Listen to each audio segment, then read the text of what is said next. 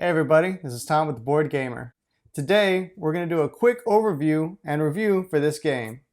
If you want the full how-to, go ahead and click this icon up here or the link in the description. Now let's get into it.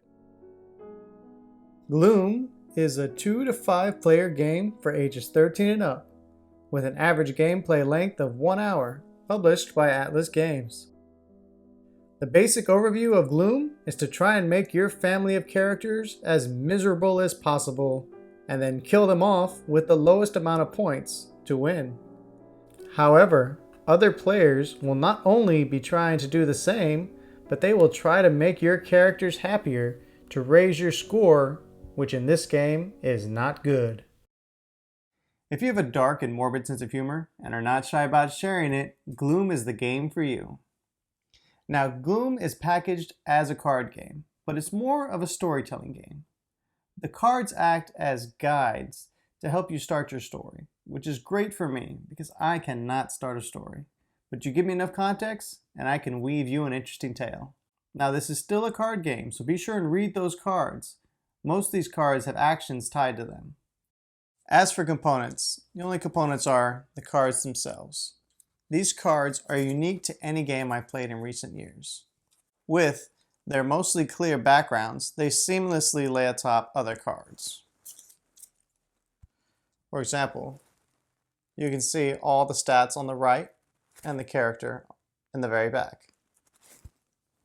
This does cause a bit of a flaw when looking around the table.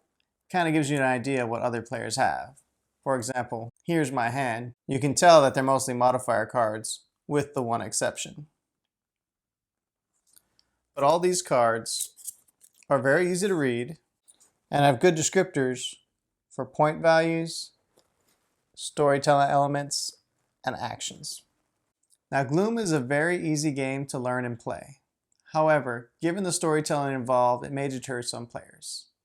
Some players are not fans of storytelling games, and other players are not fans of the storytelling elements involved in this game, which is basically a series of misfortunate events.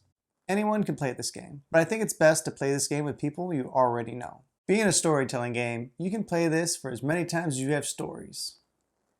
It's hard to repeat any story unless you are just reading it.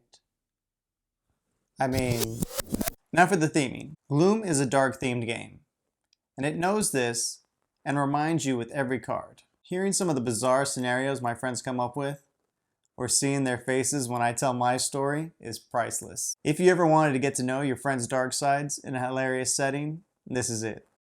Now, this is a card game, so there's a bit of luck of the draw when it comes to card modifiers and untimely death cards. But certain cards give you certain actions that allow you to strategize. For example, there are cards that let you take more than the 2 actions allotted, and some even let you play multiple untimely death cards in a single turn. Also, the continuous effect cards can help or hinder a player by telling them to draw more or discard each turn. There is some strategy to this game, but I find the stories told while playing the game are remembered far more than who won the game. To conclude, I want to say Gloom plays best with people you are most comfortable with. This board gamer says, don't be bored to death. Go play Gloom. Thanks for watching. Please like, subscribe, and ring the bell to get notified about new videos. If you're bored now, click this for more games.